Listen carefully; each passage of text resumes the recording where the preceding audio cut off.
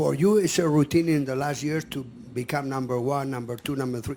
The fight goes on, and Madrid, do you feel comfortable in general? Well, good afternoon to everybody. It's nice to be back in Madrid.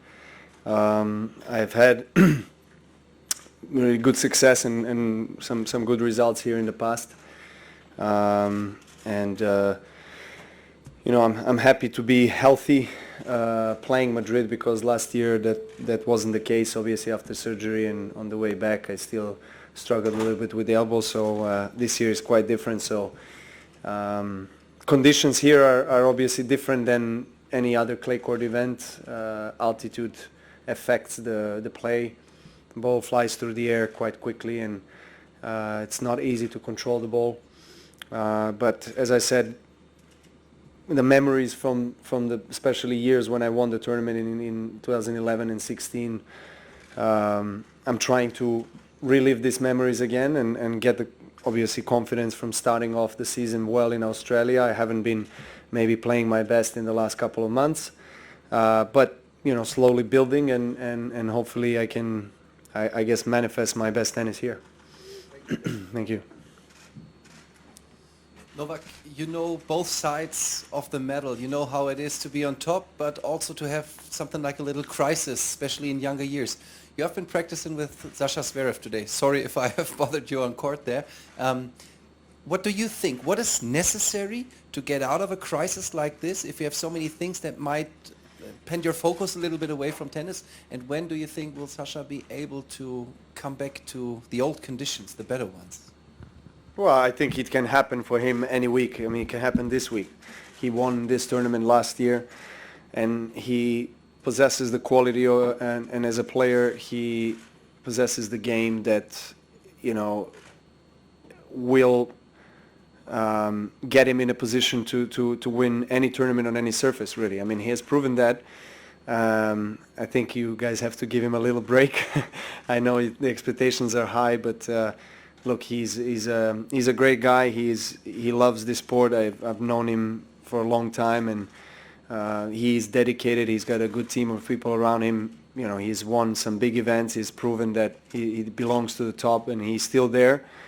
Of course, as you mentioned, results-wise, maybe he's got some, little crisis, but I'm sure he's going to overcome that. And the good thing about our sport is that you have the big events every few weeks throughout the entire season. So, only thing that it's needed at times is one good week. And here he's a defending champion, so it might come already this week for him. Of course, Grand Slams, those events are I'm sure, his big priority and vision. I'm sure he wants to do well in those, but he's someone that gives his best everywhere. I have respect for him. I like his game. I like his personality. So, I wish him all the best. Hi, Novak. Welcome to Madrid again. Nadal is the player who has won most times in Madrid, 5 in total. Looking at the result of the draw, do you think that he can be considered one of the favorites to win this tournament again? Thanks. Thank you. We're getting this question over and over again, but my answer will be the same. He is always the number one favorite to win any clay court event. So it's not any different here in Madrid. Actually, even more here in Madrid because he's playing at home. Novak, at the back, Justin Gimelstob tells us that he went to see you personally to tell you about his decision to stand down from the ATP board.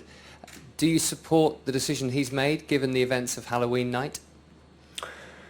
Yes, I think under the circumstances it was a wise decision from his side, and obviously it's been a very hot topic in the last period, and it's unfortunate because I think he has been probably the biggest asset that players had in the last 10 plus years that he's been on the tour representing players. But at the same time, these are kind of unfortunate circumstances, and he needs to go back and deal with that, deal with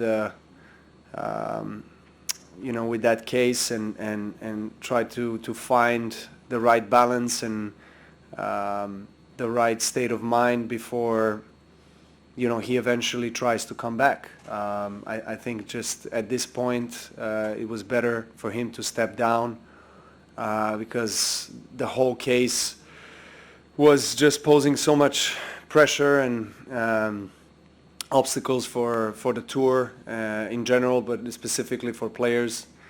And yeah, so I think it was a good decision.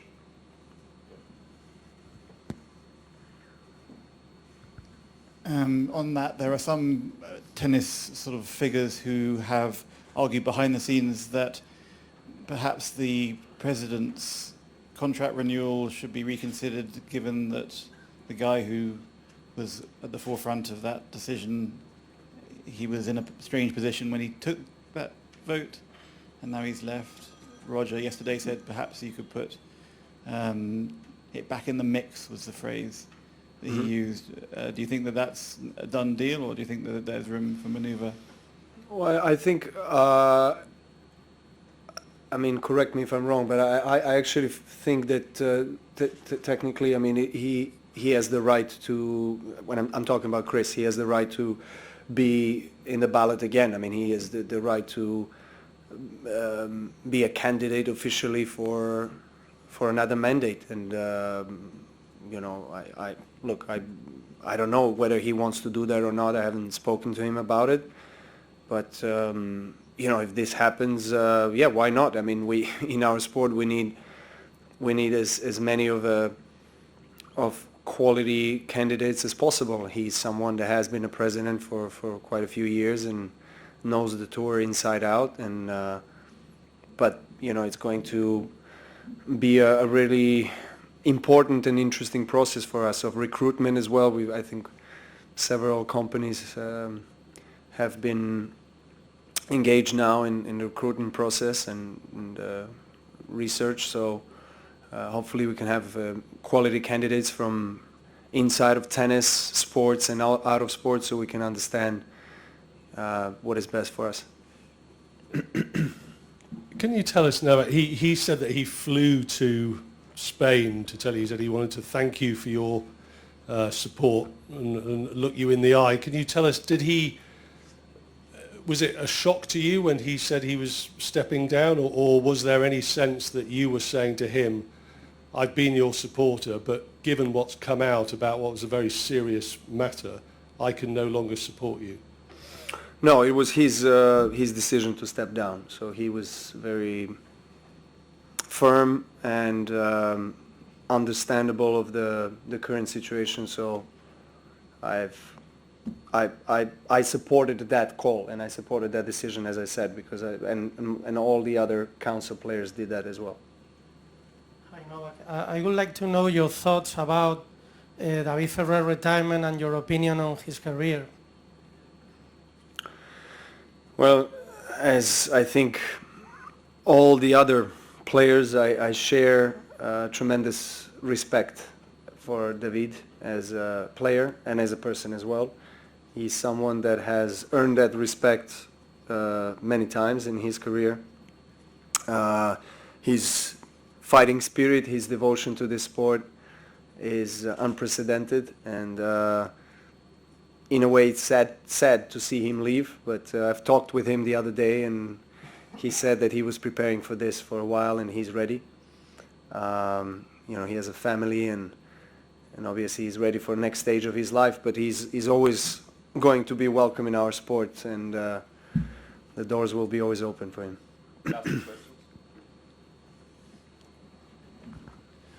Novak, just some of the top guys have been saying they wish they had a little more information about where you want to go with the sport. I know you've been trying to keep your own counsel on this. Do you have any thoughts about constructively what you want to do that you could tell us publicly, or maybe you tell them through us publicly? No, I don't want to go through you guys to speak to them, and it's not my way. I don't support that. I don't think it's right. I respect everyone's decision to do that, but I just feel like doing it behind closed doors before doing something collectively in public, just I guess, sends the better message and just allows everyone to understand the situation better. Look, I've been part of the council now for quite a few years. There are a lot of flaws of this in this system, and communication-wise, for sure we can improve. When I say we, I mean the whole system. I don't think that at times it is as productive and it is as efficient as it should be. But at the same time, it goes both ways. So it's important for the players to reach out, as well, if they want to be engaged in any form of information gathering. I'm not pointing fingers at anybody. I feel like we need to be in this boat together, as we are, all the players and tournaments, of course, because we're all part of the same system. But I think, and I know it because I've been like that myself in the beginning of my career when I didn't really understand how things work, and I would not have enough information, then just go out and speak my mind out, and then create more trouble than we all actually have. So I feel like some players don't want to be involved in the process because it takes a lot of time and energy, and as a player, part of the council, you don't get financially compensated, or you don't have anything like that. It's just your pure will to contribute positively to the sport. So in contrary to everyone else that is paid for their job, it's their primary profession or occupation to actually be part of the system, and of course they're employed, but we are not. So we are part of the system. We have the responsibility to be there and to be responsive. But at the same time, I understand that it takes a lot of effort, a lot of time to understand everything, to go in through the details, and for a lot of players, well, including myself at times, is too much. But then I don't think it's the right approach to just go out in public and talk about it when you don't have enough information. And then, of course, it goes both ways. As I said, communication from the council and board reps and the whole structure, political structure, if you want to call it, side can be improved, but also vice versa. I think there are a lot of times where players don't really give you much space to approach them, because during the tournament everyone is there in their zone and they don't want to be disturbed. So everyone respects that, and I probably out of all these guys know that the most, and I understand that, but at the same time, as I said, it goes both ways. Thank you. Thank you.